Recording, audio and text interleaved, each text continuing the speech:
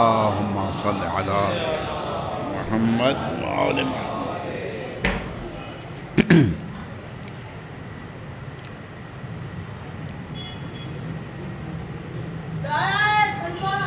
اللهم صل على محمد. ما شاء الله لا حول ولا قوة إلا بالله العلي العظيم. اعوذ باللہ السمیع العلیم من الشیطان اللعین الرجیم.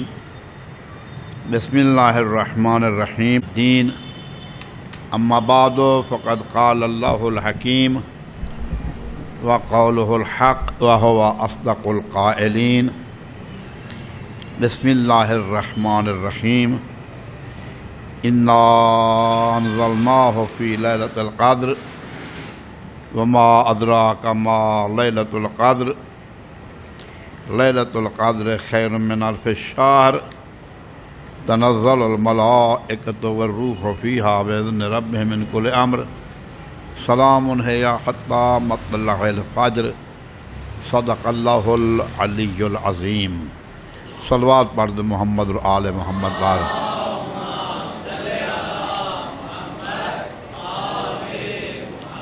نہایت شکر گزار ہوں قبلہ شاہد حسین صاحب نقوی اور ان کے رفقائے کار کا اور امامیہ آرگنائزیشن کا اور انتظامیہ مسجد و امام بارگاہ حیدریہ کا کہ مجھے انہوں نے آپ کی زیارت کا شرف عطا فرمایا ہے. اللہ تعالیٰ جزائے خیر عطا فرمائے اور اللہ تعالیٰ آپ کو بھی اپنے حفظ و امان میں رکھے. قرآن مجید کی روح سے استقبال رمضان کی بات ہو رہی ہے. کل میری جو گفتگو ہوئی تھی تفسیر ہے. تفسیر یہ یاد رکھیں، یہاں وہ باتیں نہیں ہوں گی جو اچھالنے والی باتیں ہوں، اچھل کود کی باتوں نہ آنا، بالکل سکون کے ساتھ انہیں. لیکن آج کے دور میں قرآن مجید کی تفسیر کا بیان کرنا بڑا مشکل ہے. یہ آپ یاد رکھیں.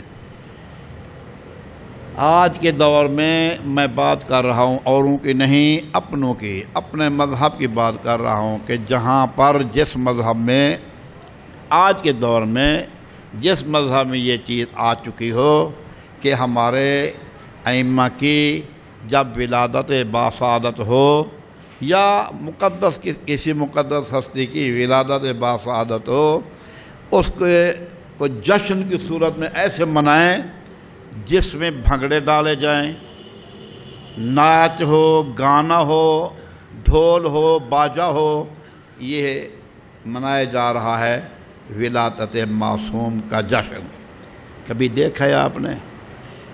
اس دور میں آپ نے دیکھا، میں دیکھ چکا ہوں اپنی آنکھوں سے آج کل کے جو سوشل میڈیا میں 3 شعبان، اسی 3 شعبان جناب حضرت ابا عبداللہ الحسین علیہ السلام کی ولادت باسعادت کے سلسلے میں نے جو یہاں چیز دیکھی ہے سوشل میڈیا میں اور فیس بک پر، اللہ جانے کہاں سے یہ چیز کس شہر سے آئی ہے، یہ جشن منایا جا رہا ہے.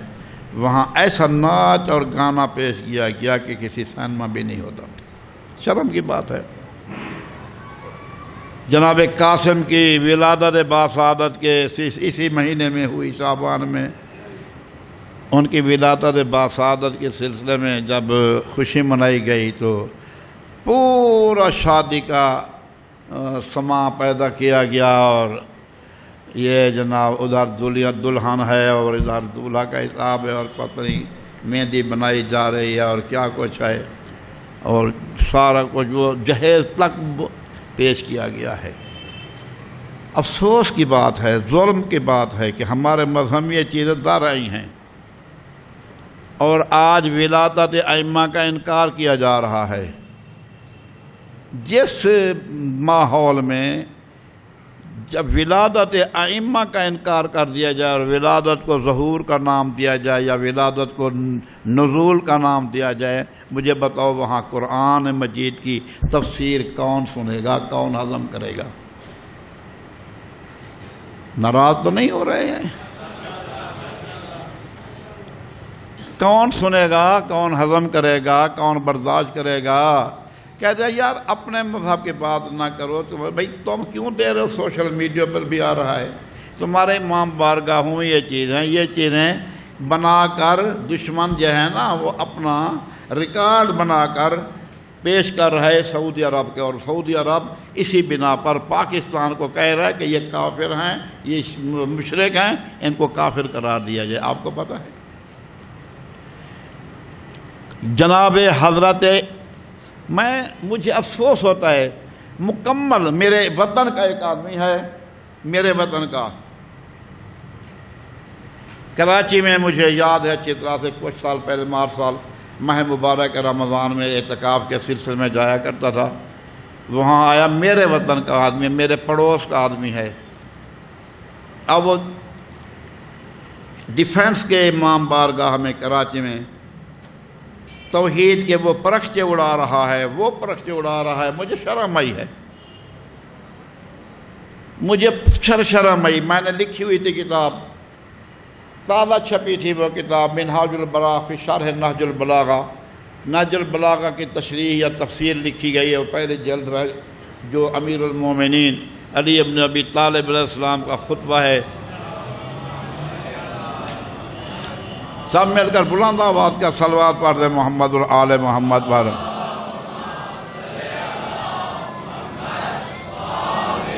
میں نے کہا خدا کے لیے جو توحید تم نے بیان کی ہے، مجھے یہ بتاؤ کہ کس کتاب میں ہے، قرآن مجید کے کس مقام پر ہے؟ تم نے جہاں سے وہاں تک پہلے بیان کر دیا ہے، اول سے لے کر آخر تک بالکل۔ میں نے کہا یہ پڑھو، اسے پڑھو، اسے زیر مطالعہ قرار دو، اس کے پڑھنے سے تمہاری باتوں میں زیادہ اثر ہوگا بنسبت اس کے جو تم اپنے دل سے سینہ گزر چیزیں بیان کر رہے ہو۔ میں سمجھتا ہوں کہ انشاءاللہ اللہ نے اسے توفیق نہیں دی ہوگی، اس نے وہ کتاب نہیں پڑھے گی، اور ابھی تک اسی پر قائم ہے۔ کیا ہے یہ مذہب ہے؟ اللہ تبارک و تعالیٰ نے معراج کے موقع پر پیغمبر کو بلایا، مجھے رونا آتا ہے، درد دل ہے، سنیں، رونا آ رہا ہے، درد دل ہے۔ یہ معراج پہ پیغمبر کو بلایا، محمد معلوم ہے تمہیں کس لیے بلایا ہے؟ نہیں اللہ تو ہی بتا دے۔ بات یہ ہے کہ ہمیشہ جب کسی بڑے گھر کے بیٹے کی شادی ہو تو کسی بڑے گھرانے کی بیٹی کے ساتھ شادی کی جاتی ہے۔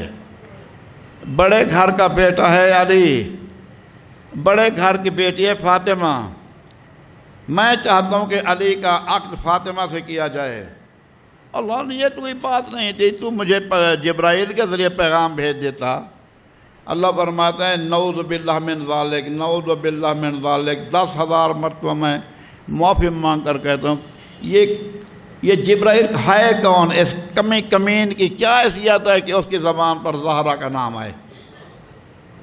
یہ ہے ہمارے مذہب کی حالت۔ یہ ہیں موجود ہیں، کلپ موجود ہیں، اس کی کیا حیثیت ہے؟ یہ جب اللہ فرماتا ہے کہ جو جبرائیل کا، میکائیل کا، جو ملائکہ کا دشمن ہے وہ میرا دشمن ہے، اور وہی جبرائیل ہو جو چادر تطہیر میں ہے۔ آپ حدیث کسا پڑھتے ہیں یا نہیں پڑھتے؟ تلاوت کرتے ہیں نا شب جمعہ حدیث کسا، تو صرف سن لیا اور پڑھ لیا اور اس کا ترجمہ نہیں سنا۔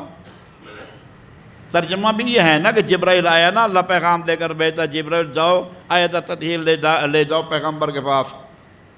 تو اب جناب جبرائیل اور جناب جبرائیل اس وقت ہے جب یہ 5 ہستیاں چادر تطہیر میں آ چکی تھیں۔ جبرائیل کہتے ہیں یا رسول اللہ مجھے اجازت، میں بھی آپ کے ساتھ اس چادر تطہیر میں شامل ہو جاؤں؟ فرماتے ہیں بسم اللہ۔ اب جہاں 5 تن پاک ہیں وہاں جبرائیل بھی موجود ہے، جبرائیل کوئی عام شخص کی حیثیت حضرت کا مالک ہے، وہ بھی معصوم فرشتہ ہے، جبرائیل معصوم ہے، وہ آ گیا اگر چادر تطہیر میں آ سکتا ہے تو جناب زہرا کا نام اس کی زبان پر آنا ناجائز ہے؟ یہ ہے ہمارے مذہب کا عالم۔ اب جبرائیل کے متعلق یہ باتیں ہو رہی ہیں، پیغمبر کے متعلق یہ ہیں، صرف اور صرف اب میں کیا بتاؤں۔ بہرحال جس ماحول میں مذہب میں یہ چیزیں آ جائیں اس ماحول میں قرآن کا سننا بڑا مشکل ہے۔ یہ آپ کی ہمت ہے کہ آپ تشریف رکھتے ہیں اور اللہ نے آپ کو توفیق عطا فرمائی ہے، اللہ کرے مجھے بھی حق بیان کرنے کی توفیق دے، میں حق بیان کر سکوں اور آپ کو بھی حق سننے کی توفیق عطا فرمائے، تاکہ ہم مل کر ایک علم جہاد بلند کروں اس کفر اور شرک کے خلاف جو ہمارے مذہب میں آ گیا۔ گھبرائیں نہیں، ناراض۔ اللہم صلی علی محمد۔ بات ہو رہی تھی رات، میں نے کہا کہ جن حضرات کے ذہن میں کچھ سوالات اٹھیں یہاں نوٹ کرتے جائیں، تو مجھے وہ دیں۔ مجھے یہ کچھ تین صفحے ہیں، انہوں نے لکھا ہے کہ میں نے کل عرض کیا تھا کہ خالق کائنات نے قرآن مجید میں اپنے بارے میں 2 طرح کے صیغے استعمال کیے ہیں، 2 طرح کے لفظ ہیں، ایک جمع کا ہے اور ایک مفرد کا ہے۔ اللہ نے جمع کا لفظی صیغہ بھی استعمال کیا ہے اور مفرد کا بھی۔ جمع کا صیغہ وہاں استعمال کیا جہاں اس چیز کی عظمت کو بیان کرنا مقصود تھا کہ جس کے بارے میں ذکر ہو رہا ہے، اس کی عظمت کو، یا پھر اپنی قدرت کی تکمیل کو، اپنی پوری قدرت کو بیان کرنا مقصود تھا، وہاں جمع کا صیغہ ہوتا ہے۔ اور جہاں اپنی بندگی، اپنی عبادت، اپنی توحید کا ذکر بیان کرنا چاہتا ہے، وہاں مفرد کا صیغہ ہے۔ میں نے یہ 2 چیزیں عرض کی تھی آپ کی خدمت میں، اور میں نے یہ بھی کہا تھا کہ ہیں کچھ لوگ ہمارے مذہب میں جو یہ کہتے ہیں کہ اللہ فرماتا ہے انا انزلناہ فی لیلۃ القدر انا اعطیناک الکوثر انا نحن نحیی الموتى ونکتب ما قدموا وآثارهم، یعنی اللہ تعالیٰ نے جہاں پر جمع کا لفظ استعمال کیا ہے وہاں پر اللہ کے ساتھ کچھ اور ہستیاں بھی ہیں جو اس کام میں شامل ہیں، شریک ہیں، اس کے نہ شریک نہیں ہیں۔ اب مجھے یہ بتائیں کون شریک ہوں گے؟ جناب علی یا ان سے بڑھ کر جناب پیغمبر خدا؟ جناب علی کی عظمت زیادہ ہے جناب پیغمبر خدا کی؟ بولیں بھائی، کچھ تو بولیں، میرے ساتھ چلیں۔ پیغمبر خدا کے ہے تو اب ہے انا نحن نحیی الموتى ونکتب ما قدموا وآثارهم ہے انا ارسلناک شاہدا ومبشرا ونذیرا۔ انا ارسلناک ایسے ہے نا، شاہدا ومبشرا ونذیرا ہے، انا ارسلناک اے محمد ہم نے آپ کو بھیجا ہے۔ اب ان بھیجنے والوں میں ہم میں محمد بھی شامل ہیں یا نہیں ہیں؟ شامل ہیں یا نہیں ہیں؟ علی بھی شامل ہے یا نہیں ہیں؟ جب محمد شامل ہے تو کیا کہہ رہے ہیں؟ محمد ہم نے تمہیں نبی بنا کر، شاہد بنا کر بھیجا، رسول بنا کر بھیجا۔ مجھے بتاؤ یہ بات عقل میں آنے والی ہے کہ پیغمبر خود اپنے آپ کو کہہ رہا ہوں کہ ہم نے تمہیں رسول بنا کر بھیجا ہے، شاہد بنا کر بھیجا ہے؟ کہیں پر تو خدا کے لیے خدا کا خوف کرو، کیوں خواہ کے لیے تفسیر بالرأی کرتے ہو؟ پیغمبر فرماتے کہ من فسر برأیہ فلیتبوأ مقعدہ من النار، جو اپنی رائے کے مطابق اپنی مرضی کی تفسیر کرے گا، تفسیر بالرأی کرے گا، وہ اپنا ٹھکانہ جہنم میں سمجھے۔ میں جو ذمہ دار یاد کر رہا ہوں، جو تفسیر میں بیان کر رہا ہوں آپ کی خدمت میں، کسی عالم یا مجتہد کی نہیں ہے، محمد و آل محمد کی ہے۔ توجہ فرما رہے ہیں؟ ہم کیوں نہیں ادھر کی تفسیر مانتے؟ وہ یہ کہ محمد و آل محمد سے ہٹ کر تفسیر بیان کرتے ہیں، لیکن ہمارے علماء نے جو تفسیر لکھی ہے جناب حضرات محمد و آل محمد کی طرف سے یہ تفسیر لکھی ہے۔ قدم ایک حرف بھی ہٹ کر نہیں لکھا ان کی تفسیر سے۔ یہ یاد رکھیں، آپ اپنے ذہن میں بات بٹھا دیں۔ لیکن افسوس کہ ہمارے ماحول میں یہ چیزیں نہیں ہیں، نہ کبھی توجہ کی ہے، نہ کبھی غور کیا ہے، نہ کبھی اس طرح التفات کیا ہے۔ اور یہ بات میں عرض کر دوں آپ کی خدمت میں، یہ یقینی ہے جس ماحول میں گانے بجانے کو عظمت دی جا رہی ہو، وہاں پر سید سجاد تک کی باتیں نہیں سنی جاتی۔ حضرت امام سجاد علی زین العابدین علیہ السلام کا دور تھا، ادھر مروان ابن عبد الملک کا دور تھا، یعنی اس زمانے میں حضرت امام سجاد زین العابدین علیہ السلام مسجد نبوی میں بیٹھے ہیں، صحیفہ کاملہ لوگوں کو سنا رہے ہیں۔ غور کریں گے، صحیفہ کاملہ کی دعائیں ہیں مولا کے، جو آپ کے پاس آپ کے گھروں میں بھی آئے ماشاءاللہ، نہج البلاغہ میں بھی، نہج البلاغہ آپ کے گھر میں، قرآن ہے آپ کے گھر میں، صحیفہ کاملہ بھی ہے، صحیفہ سجادیہ۔ حضرت امام سجاد علی زین العابدین السلام مسجد نبوی میں صحیفہ سجادیہ کی دعائیں پڑھ رہے ہیں۔ کتنے بندے ہو گئے؟ اللہ قسم اتنے بندے نہیں تھے جتنا آپ بھی اس وقت موجود ہیں، اتنا نہیں تھے، اتنا بندے بھی نہیں تھے۔ اور اس کے برعکس ایک گانے بجانے والی عورت ہے اس دور میں، یاد رکھیں میں جو ذمہ داری سے تاریخ کی بات کر رہا ہوں، ایک گانے بجانے والی عورت ہے جس نے گانے بجانے کی اکیڈمی کھولی تھی۔ 200 لڑکے لڑکیاں اس نے اپنے اکیڈمی میں ان کا داخلہ دیا تھا جب وہ مدینے میں رہتی تھی۔ جب وہ حج کے لیے گئی، تیاری کی اس نے، تو آپ کیا باور کر سکتے ہیں کہ اس کو جب روانہ کرنے کے لیے، جس کو آپ اپنی زبان میں وہ کیا کہتے ہیں سیاب کرنا ہوتا ہے نا، سیاب کرنے کے لیے کتنے بندے ہوں گے؟ پورا شہر امٹ آیا اس کو سیاب کرنے کے لیے، یہ جا رہی ہے حج کے لیے۔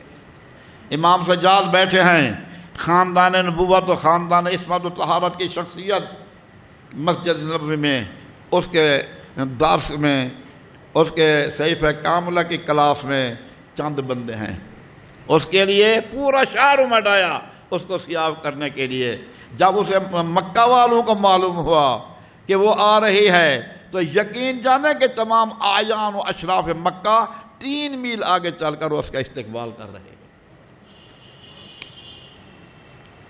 مجھے بتائیں کہ اس ماحول میں امام سجاد پر کیا گزر رہی ہوگی، لیکن نہ میرے امام نے ہمت نہیں آ رہی۔ آج امام سجاد کا صحیفہ کاملہ زندہ ہے، اور کہاں ہیں وہ لوگ جو اس ایک ناکارہ عورت کے یا سیاب کر رہے ہیں، استقبال کر رہے ہیں؟ کہاں ہیں وہ لوگ؟ نام و نشان مٹ گیا۔ میرا امام بھی زندہ ہے، میرے امام کا صحیفہ سجادیہ بھی زندہ ہے۔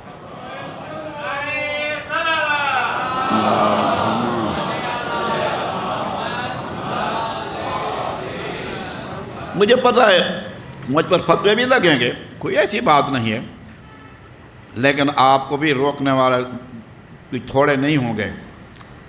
اب مجھے پتہ نہیں کہ روکنے والے کل کتنے آپ کے سامنے آئیں اور آپ کتنے لوگوں کے کہنے پر روک جائیں گے۔ تو یہاں پر ایک سوال انہوں نے کیا تھا کہ لفظ ہم جمع کا صیغہ ہے، جبکہ اللہ تعالیٰ واحد اور احد ہے، واحد بھی اور احد بھی ہے۔ بات صحیح ہے، میں نے تو کہہ دیا، اس کی تفسیر تو بتا دی تھی، اور پھر کہنے کی ضرورت نہیں۔ لفظ میرے بندے ہیں، میرے بندے ہیں، بندے یعنی بندگی کرنے والے ہیں جو اللہ کی عبادت کرتے ہیں، یا تمام مخلوق کے اللہ فرماتا ہے میرے بندے ہیں۔ وہ میں نے عرض کیا تھا کہ ایک آیت ہے قرآن مجید کی، اللہ تعالیٰ نے جہاں اپنی عبدیت کو، عبودیت کو اور اپنے بندے کے ساتھ اپنے تعلق کو، گہرا تعلق بیان کرنے کا موقع جب آیا تو اللہ تعالیٰ ایک ہی آیت میں 7 مرتبہ اپنے نسبت اپنے بندوں کے ساتھ دے رہا ہے۔ 7 مرتبہ، کتنا گہرا تعلق ہے۔ وَإِذَا سَأَلَكَ عِبَادِي، اے میرے پیغمبر آپ ذرا شمار کرتے جائیں، وَإِذَا سَأَلَكَ عِبَادِي، اے میرے پیغمبر جب آپ سے میرے بندے سوال کریں، انی، تو میرے بارے میں، فَإِنِّي، تو یقین رکھو میں قریب، تم بندوں کے قریب ہوں، اجیب میں جواب دیتا ہوں، 4 دعوت الداعی اذا دعان، 5 جب مجھے وہ پکاریں، دعان جب مجھے پکاریں۔ توجہ کر رہے ہیں یا نہیں کر رہے؟ یہاں اہل علم کا مجمع ہے، اس لیے میں بات کر رہا ہوں۔ پڑھے لکھے لوگ موجود ہیں، گرامر کو بھی جانتے ہیں، چاہے عربی گرامر نہ بھی جانتے ہوں، اردو انگلش گرامر جانتے ہیں، مفرد کا صیغہ ہوتا ہے، جمع کا صیغہ ہوتا ہے۔ اب دیکھا، جب میرے بندے ایک میرے متعلق سوال کریں، فإنی تو میں قریب ہوں، اجیب میں جواب دیتا ہوں، دعوت الداعی اذا دعان جب کوئی پکارنے والا مجھے پکارتا ہے۔ 5 فَلْيَسْتَجِیبُوا لِی میرے بندوں کو چاہیے میری بات مانیں، وَلْيُؤْمِنُوا بِی اور مجھ پر ایمان رکھیں، لَعَلَّهُمْ یرشدون تاکہ وہ ہدایت پا جائیں۔ غور ہے یا نہیں؟ 5 یا 7 مرتبہ ایک آیت میں اپنا تعلق اللہ نے اپنے بندوں کے ساتھ بتایا، اتنا گہرا تعلق ہے۔ آپ گھبرائیں نہ، آپ اپنے آپ کو تنہا نہ سمجھیں، اللہ آپ کے ساتھ ہے۔ آپ اپنے آپ کو اکیلا نہ سمجھیں۔ ان اللہ معنا، ان معی ربی سیہدین، یہی جملہ جناب موسیٰ نے کہا تھا، اور یہی جملہ میرے پیغمبر نے کہا ہے، لا تحزن ان اللہ معنا، گھبرانے کی ضرورت ہے، اللہ ہمارے ساتھ ہے، ہمارے ساتھ ہے اللہ، آپ گھبرائیں نہیں۔ تو اللہ فرماتا ہے میں بندوں کے ساتھ ہوں، گھبرانے کی ضرورت نہیں ہے۔ آپ کسی اور ہستی سے نہ گھبرائیں، آپ کے ساتھ آپ کا اللہ ہے۔ اچھا، یہ ہو گیا، میں نے بتا دیا۔ بندے عبد، عبد کے معنی ہوتا ہے بندہ، 2 قسمیں ہیں، ایک عبد کا معنی ہے غلام، اور ایک عبد کا معنی ہے بندہ، یعنی بندگی کرنے والا۔ بندہ کو بھی غلام کہتے ہیں، بندہ غلام کو کہتے ہیں۔ یہ جو بندے ہیں نا، ہم بندے اس کا معنی ہے ہم اس کے غلام ہیں۔ کس کے؟ اس کے۔ عربی میں جس کا کوئی غلام ہوتا ہے وہ بندہ ہی ہوتا ہے، در حقیقت وہ اپنے غلام کو بندہ کہہ کر یا عبدی کہہ کر نہیں پکارے گا، وہ کہتا ہے یا غلام، او میرے غلام۔ لیکن میرا مالک اپنے غلاموں کو او میرا بندہ کہہ کر پکارتا ہے، او میرے بندے، او میری بندگی کرنے والے۔ توجہ کر رہے ہیں نا؟ اللہ کا محبوب ہے ہی وہی جو اس کی بندگی کرتا ہے۔ زندگی آمد برائے، بولو، زندگی آمد برائے بندگی، زندگی بے بندگی شرمندگی۔ ہمیں زندگی ملی ہے اس لیے کہ ہم اس کی بندگی کریں، بندگی نہیں تو پھر شرمندگی ہے، ڈوب کے مر جانا چاہیے ہمیں۔ غور ہے یا نہیں ہے؟ بے بندگی شرمندگی، یہ ہے، اس میں کوئی وہ بات ہو گئی۔ اور ایک سوال اور ہے، وہ سوال یہ ہے کہ سپیکر کے متعلق تک بھی، سپیکر کا سنے آپ تو ماشاءاللہ میرے تک، آپ تک سب تک آواز میری پہنچ رہی ہے نا؟ سب تک پہنچ رہی ہے، نزدیک والوں تک پہنچ رہی ہے؟ پہنچ رہی ہے۔ سوال یہ ہے کہ قرآن مجید دوسری بار کب نازل ہوا؟ یہ سوال تھا۔ میں نے رات عرض کیا تھا کہ قرآن مجید کے نزول کے بارے میں 2 طرح کی آیتیں ہیں، ایک لفظ انزال ہے اور ایک تنزیل ہے۔ انزال کے معنی ہوتا ہے قرآن مجید کا یک بار کی نازل کرنا، اور تنزیل کا معنی ہوتا ہے موقع بہ موقع قرآن مجید کا نازل کرنا۔ ایک مرتبہ قرآن نازل ہوا ہے قلب پیغمبر پر، انا انزلناہ فی لیلۃ القدر، وہ ہے شب قدر میں قلب پیغمبر پر قرآن نازل ہوا یک بارگی، ایک مرتبہ۔ یہ ایک مرتبہ کیسے نازل ہوا؟ جو بھی میں بلا تشبیہ کہہ دوں، یہ ہے پورا قرآن فرض کر لیں، یہی قرآن بھی نہیں، اب یہ کتاب نہیں، یہ قرآن قلب پیغمبر پر نازل ہو گیا۔ جب قلب پیغمبر پر نازل ہو گیا، آپ کو پتہ ہے کہ ایک روایت میں، آیت میں یہ بھی ہے کہ جب جبرائیل آتے تھے نا پیغمبر کے پاس کوئی آیت لے کر، جو ایک آیت متعلق جبرائیل کہنے پیغمبر یہ پڑھیں، پیغمبر پڑھنے لگے، ایک جملہ آگے کہنے لگے نا، اللہ فرماتے نا جو کچھ میں بتاؤں گا وہی بولو، آگے نہیں جانا ابھی۔ توجہ فرمائیے، صلوات پڑھ دیں محمد اور آل محمد پر۔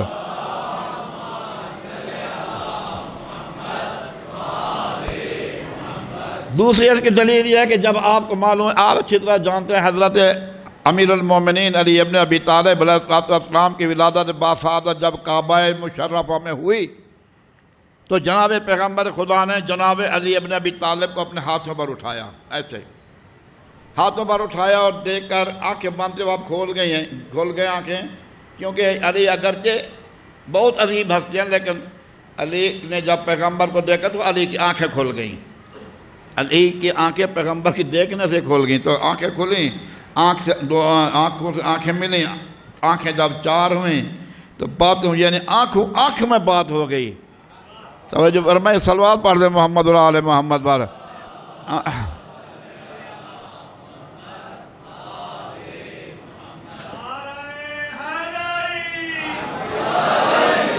یا علی کچھ سنواؤ، اللہ اکبر۔ کتنی سال کا بچہ ہے؟ زیادہ سے زیادہ 3 دن، 3 دن کا، کتنے 72 گھنٹے بنتے کتنے بنتے ہیں؟ 3 دن کا بچہ ہے، ہاتھ پر ہے پیغمبر کے۔ یا علی کچھ سنواؤ، یا رسول اللہ حکم کرو، اگر حکم ہو تو تورات سناؤ،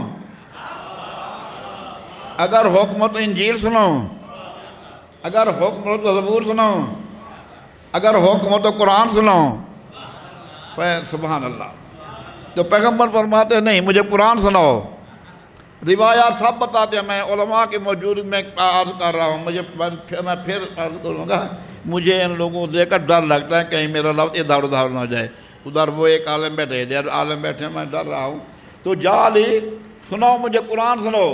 شیعو، میرے مولا نے قرآن کیا سنایا؟ آپ نے قرآن کی تلاوت کی ہوئی ہے، کر رہے ہوں گے قرآن مجید کی تلاوت۔ میرے مولا نے 18ویں پارے کی تلاوت شروع کی، بسم اللہ الرحمن الرحیم، قد افلح المومنون، مومن فلاح پا گئے۔ الذین هم فی صلاتہم، جی الذین هم فی صلاتہم خاشعون، وہ مومن فلاح پا گئے جو نماز بھی پڑھتے ہیں اور نماز میں خود و خشوع کرتے ہیں۔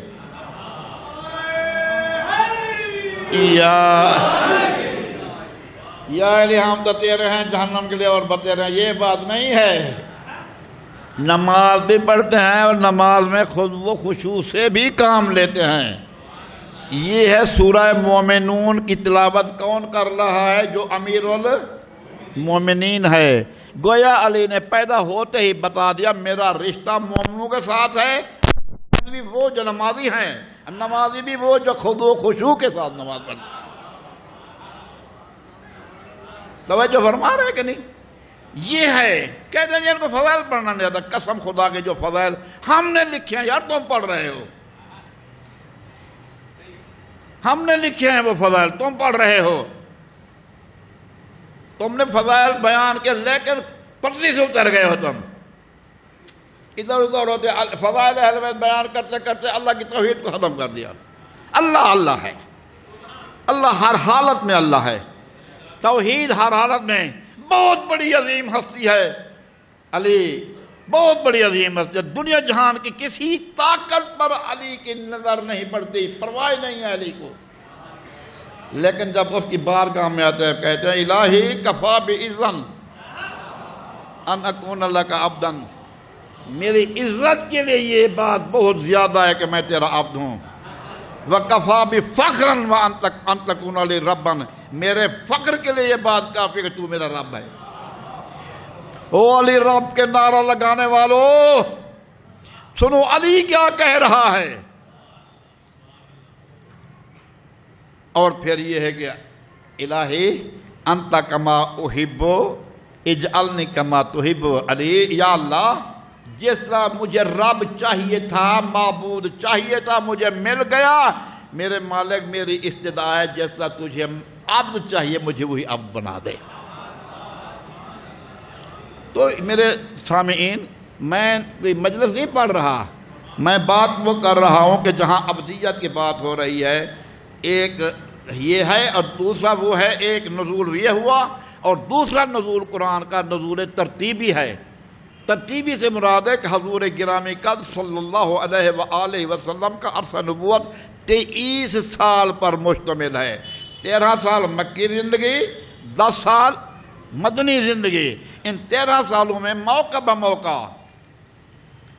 مرحلہ بمرحلہ یہ ہے قرآن نازل ہوتا رہا، قرآن نازل ہوتا رہا، کبھی زمین پر، کبھی آسمان پر، کبھی پہاڑ پر، کبھی غار پر، کبھی جنگل میں، کبھی بیابان میں قرآن نازل ہوتا رہا، کبھی رات کو، کبھی دن کو۔ اس لیے مولا علی ابن ابی طالب بھی فرماتے ہیں لوگوں سلونی قبل ان تفقدونی، لوگوں جو کچھ مجھ سے پوچھنا چاہتے پوچھو، خدا کی قسم میں زمین کے رستوں کی نسبت آسمان کے رستوں سے زیادہ واقف ہوں، اور میں یہ بھی جانتا ہوں قرآن مجید کب نازل ہوا، کہاں نازل ہوا، کس کے بارے میں نازل ہوا، رات کو نازل ہوا، دن کو نازل ہوا، پہاڑ پر نازل ہوا، غار پر نازل ہوا، زمین پر نازل ہوا یا آسمان پر نازل ہوا۔ یہ ہے نزول، ترتیب بھی ہے، تجریدی ہے۔ وہ نزول جو یک بار کی ہے، یہ نزول ترتیبی ہے، تدریجی ہے، یعنی بموقع نازل ہوتا رہا۔ اسی لیے قرآن کے نازل ہونے کے دو صورتیں ہیں، دو حیثیتیں ہیں، اور قرآن نے بھی یہ بتایا جہاں لفظ انزلنا انزال کا صیغہ آیا ہے وہاں پر یک بار کی ایک ہی مرتبہ نازل کرنا ہے، اور جہاں تفعیل تنزیل کا صیغہ آیا ہے وہاں پر مختلف مقامات پر مختلف مواقع پر قرآن کا نزول ہے۔ توجہ فرمائیے، آپ نے صلوات پڑھ دے محمد و آل محمد پر۔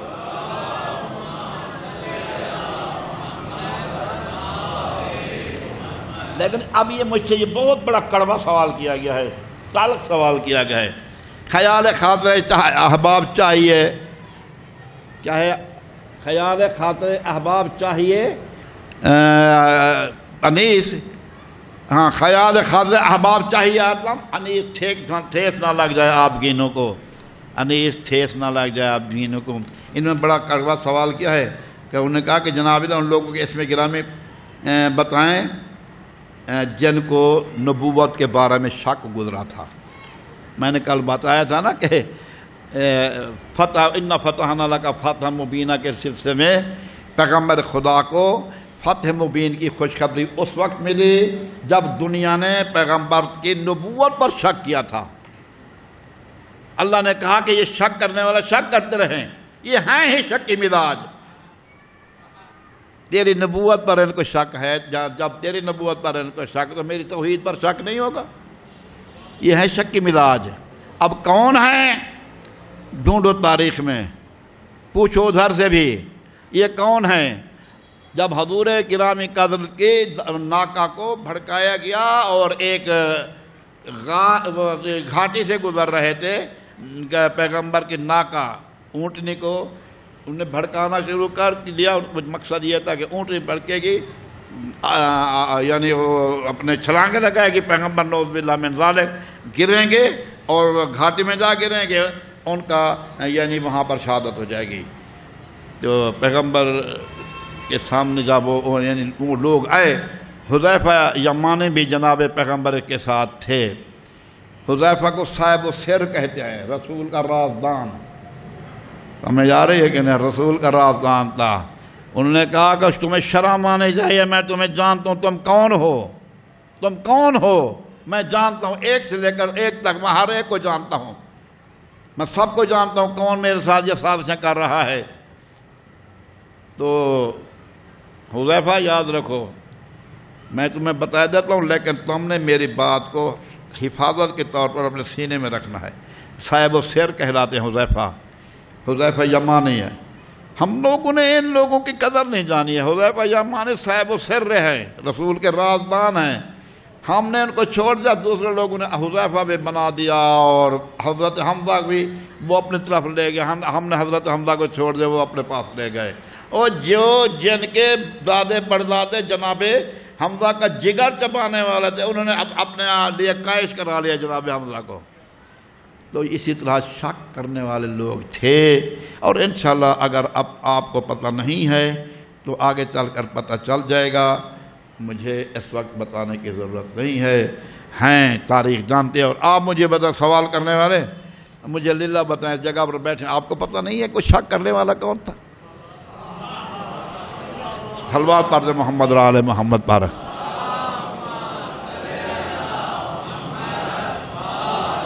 بات ہو رہی تھی عزیزان من کہ قرآن مجید شب قدر میں نازل ہوا۔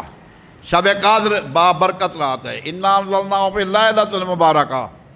ہم نے قرآن مجید کو لیلہ مبارکہ میں بابرکت رات میں نازل کیا۔ بابرکت رات ہے، سبحان اللہ سبحان اللہ۔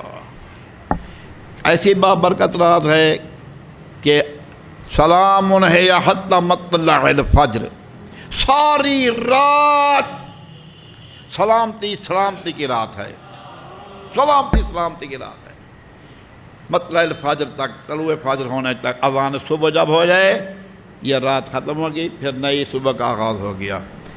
اب کتنا باعظمت عظمت رات ہے، یہ کوئی معمولی رات نہیں ہے۔ میں ابھی سے آپ کو دے رہا ہوں، ابھی سے بتایا دے رہا ہوں، 1 مہینہ پہلے شب قدر آنے والی ہے، ابھی سے تیاری کر لو، ابھی سے کمر کس لو، اس لیے کہ 1000 مہینوں کی عبادت سے افضل ہے، برابر نہیں۔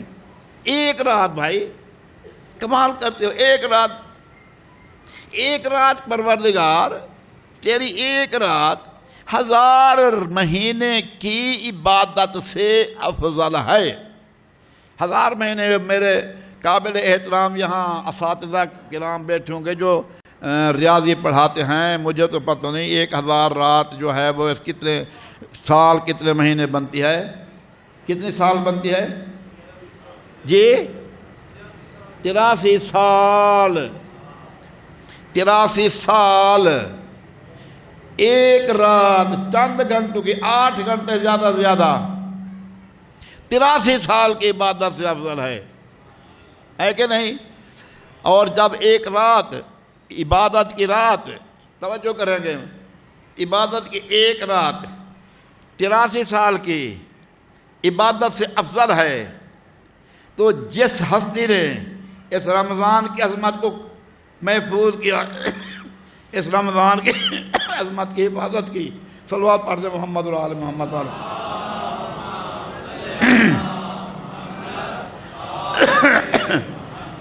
جس ہستی نے شب قدر کی عظمت کی حفاظت کی، جس ہستی نے قرآن کی حفاظت کی، اگر وہ ایک تلوار چلا دے اور پیغمبر کہہ دے کہ افضل و من عبادت ثقلین، تو شک نہ کیجئے گا،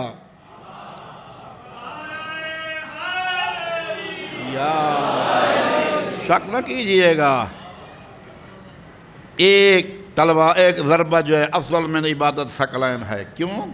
اس لیے افضل ہے کہ ان چیزوں کی حفاظت اس تلوار نے کی ہے۔ بہرحال بات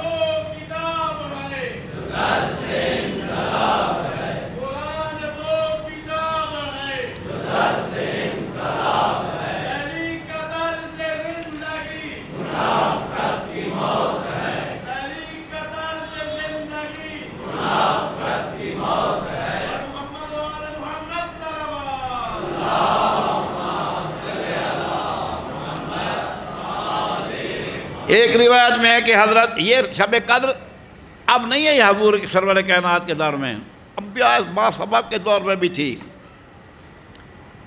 چنانچہ ہمیں روایات ہماری رہنمائی کرتے ہیں حضور سرور کائنات صلی اللہ علیہ وآلہ وسلم کہ روایت ہے، حضور فرماتے ہیں کہ جناب حضرت موسیٰ علیہ السلام نے اللہ کی بارگاہ میں عرض کی، اللہ کی بارگاہ میں عرض کی، پروردگار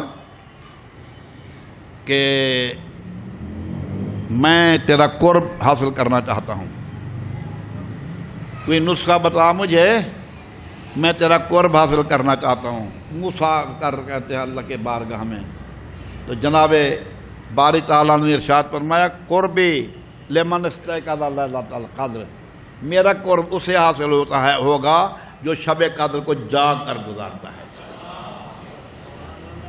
اگر موسیٰ کو قرب حاصل ہو سکتے تو آپ حاصل نہیں کر سکتے، جاگ کر گزارے، میرا قرب حاصل کرنا تو شب قدر کو جاگ کر گزارے۔ ایک اچھا، پھر موسیٰ علیہ السلام نے دوسرا سوال کیا، پروردگار میں تیری رحمت کا خواستگار ہوں، تیری رحمت کا طلبگار ہوں، مجھے تیری رحمت کی ضرورت ہے۔ سبحان اللہ، سبحان اللہ، میرے اللہ کو اپنے بندے بڑے عزیز ہیں، بڑے پیارے ہیں۔ میرے خالق نے جواب دیا موسیٰ رحمت لمن رحم المساکین لیلۃ القدر، میری رحمت اسے حاصل ہوگی جو لیلۃ القدر میں شب قدر میں مسکینی پر رحم کرتا ہے، مسکینوں پر رحم کرتا ہے۔ غور فرمایا آپ نے، مسکینوں پر ذرا غور کریں کہ اللہ نے آپ کو سب کچھ دیا ہے، سب کچھ دیا ہے، میں جانتا ہوں ڈی جی خان کے ایک ایک فرد کو جانتا ہوں، میرا اپنا شہر ہے اس ہمارے جگہ، دور شہنشاہی دور میں یہیں خدمت کرتا رہا ہوں، یہ اور بات شہنشاہی دور تھا، اب تو ماشاءاللہ اسلامی دور ہے، شہنشاہی دور بھی تھا، تو میں یہاں پر ہمارے ساتھ کیا کچھ ہوتا رہا اللہ بہتر جانتا ہے، میں یہاں کے ہر ایک فردوں کو جانتا ہوں، یہاں امیر ہیں اللہ کی مہربانی ہے، یہاں جہاں امیر ہیں وہاں غریب بھی ہیں، میرے امیر دوستو اللہ نے آپ کو ثروت دی ہے، دولت دی ہے، آپ اپنے آپ کو اپنے ثروت اور دولت کو شیئر کریں، تقسیم کریں، غریبوں کے ساتھ شیئر کریں۔ اللہ فرماتے رحمت لمن تصدق رحم المساکین لیلۃ القدر، شب قدر میں جو مسکینوں پر رحم کرتا ہے۔ اب مسکینوں پر رحم سے یہی کچھ ہوگا۔ آپ دیکھیں جی ایک بات آ گئی ہے، بات سے بات نکلتے، اللہ نے آپ کو توفیق دے، خدا زیادہ توفیق دے، زیادہ مال دے، برکت دے، برکت مال ہو، لیکن جو آپ کے افطار پارٹیاں ہوتی ہیں نا، افطار پارٹیاں دو قسم کی ہوتی ہیں، ایک ہوتے ہیں نام و نمود کی افطار پارٹی، بڑے بڑے لوگوں کو بلا دیا، بڑے بڑے کھانے لگا دیے گئے، ہوٹلوں میں افطار، میں سمجھتا ہوں کہ یہ شاید ثواب سے آ رہی ہوں۔ یہاں دسترخوان لگیں، سب امیر و غریب جہاں پر بیٹھ کر کھائیں، یہ ہے افطار پارٹی کا مزہ۔ وہاں آپ لاکھوں روپے خرچ کر دیں گے، یہاں چند ہزار کے ساتھ آپ کی افطار پارٹی بھی ہو جائے گی، آپ کا ثواب بھی مل جائے گا، اللہ تعالیٰ کے فرمان کے مطابق لمن رحم المساکین، مسکینوں پر رحم بھی ہو جائے گا، اور آپ کو اللہ نے ثروت عطا کی ہے۔ ایک دوسرا سوال ہوگا، تیسرا سوال یہ ہے، موسیٰ علیہ السلام نے عرض کیا پروردگار میں چاہتا ہوں کہ پل صراط سے آرام کے ساتھ عبور کر جاؤں، گھبرا تو نہیں گئے نا، آرام کے ساتھ پل صراط سے عبور کر جاؤں۔ موسیٰ نے کہا تو پروردگار نے ارشاد فرمایا ذالک لمن تصدق بصدقۃ لیلۃ القدر، یہ اس کے لیے یہ سہولت اسے ملے گی جو شب قدر صدقہ نکالتا ہے۔ صدقہ دینے سے دریغ نہ کیا کریں۔ آپ یہ سمجھتے ہیں کہ میں نے 1000 10,000 2,000 20 جو بھی آپ دے رہے ہیں میری جیب سے نکل رہا ہے، میرے پیسے کم ہو جائیں گے، واللہ نہ، پیسے کم نہیں ہوتے ہیں، پیسے کم نہیں ہوتے، یہ ایسی برکت کی چیز ہے کہ آپ کی جان کی بھی بیمہ ہو جاتا ہے، حفاظت ہو جاتی ہے، غریب کا بھی کام بن جاتا ہے، آپ کا کھاتا بھی پورا ہو جاتا ہے، اللہ اپنے ذمہ نہیں رکھتا کوئی چیز۔ میں یہ ایک اور بات بھی آپ کو بتا دوں، ایک آپ کے زندگی کا بیمہ بتا رہا ہوں آپ کی خدمت میں۔ اگر آپ چاہتے ہیں کہ آپ کی زندگی کا بیمہ ہو جائے تو جب بھی سفر کے لیے باہر گھر سے نکلیں تو صدقہ دے کر نکلیں، یہ صدقہ آپ کی زندگی کا بیمہ ہو جائے گا، بہت سی چیزوں سے آپ کی حفاظت ہو جائے گی۔ میں تو سمجھتا ہوں کہ جو تصادف یہ ایکسیڈنٹ ہوتے ہیں انشاءاللہ آپ ان مصیبتوں سے محفوظ رہیں گے۔ صدقہ دے کر جایا کریں، باہر جایا کریں۔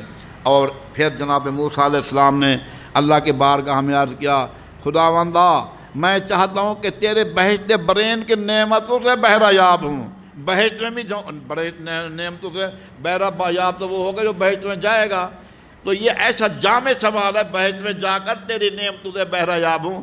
تو جناب باری تعالیٰ نے ارشاد فرمایا کہ ذالک لمن سبح تسبیحہ فی لیلۃ القدر، جو یہ اسے ملے گی جو شب قدر میں میری تسبیح بیان کرتا ہوگا۔ کیا ہے تسبیح؟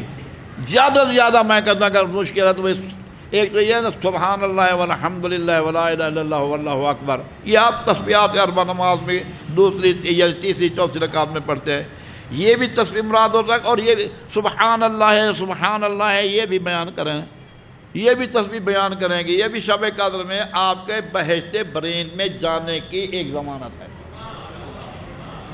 صلوات پڑھ دیں محمد و آل محمد پر۔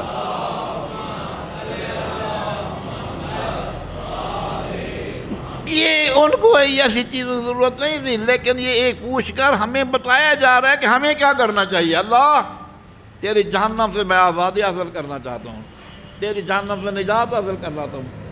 اب مجھے موسیٰ علیہ السلام کو یہ کہنے کی ضرورت تھی نہیں، یہ بتایا جا رہا ہے، ہم جہنمیوں سے کہا جا رہا ہے کہ اگر جہنم سے نجات پانی ہے تو موسیٰ علیہ السلام کے سوال کے جواب کو مد نظر رکھیں، اللہ فرماتے ہیں اگر جہنم سے نجات حاصل کرنے ذالک لمن استغفر فی لیلۃ القدر، شب قدر میں استغفار کرنے والوں کو جہنم سے نجات ملے گی۔ یہ میں بڑے آرام کے ساتھ گزر رہا ہوں، اور مجھے میرے کو بتایا کہ میرا وقت بھی پورا ہو گیا، ابھی تک میں تو اپنے اصل مقصد کو پہنچا ہی نہیں ہوں۔ بس یہی ہے کہ چونکہ وقت مکمل پورا ہو گیا ہے، لہٰذا میں اسی پر ختم کرتا ہوں یہ اس حدیث کو بیان کر کے۔ انہیں جناب موسیٰ علیہ السلام نے عرض کیا اللہ تو مجھ سے راضی ہو جا، میں تیری رضا کا طلبگار ہوں۔ اللہ نے فرمایا کہ ذالک لمن صلی رکعتین فی لیلۃ القدر، یہ اسے ملے گی میری رضا جو شب قدر میں 2 رکعت نماز ادا کرے گا۔ یہ علماء بیٹھے ہیں، آپ ان کے ساتھ مل کر شب قدر کے جو اعمال انجام دیں گے، اس میں 2 رکعت نماز شب قدر بھی ہے۔ اب یہاں پر سوال یہ پیدا ہوتا ہے کہ شب قدر کب ہوگی؟ بس اسی پر ختم کرتا ہوں، پھر آگے جو ہے انشاءاللہ یہ سلسلہ جاری رہے گا۔ اور شب قدر کب ہے؟ دیکھیے روایات اہل بیت میں شب قدر کو منحصر کر دیا گیا 3 راتوں میں۔ ویسے یہ آخری عشرہ جو ہوتا ہے ماہ رمضان کا، یہ آخری عشرہ نہایت ہی عظمت والا عشرہ ہے، اور اس عشرے میں حضور سرور کائنات صلی اللہ علیہ وآلہ وسلم، میں نے شاید غلطی کی ہے کہ ان کا نام لیا ہے اور آپ نے یا پھر آپ نے توجہ نہیں کی۔ اللہ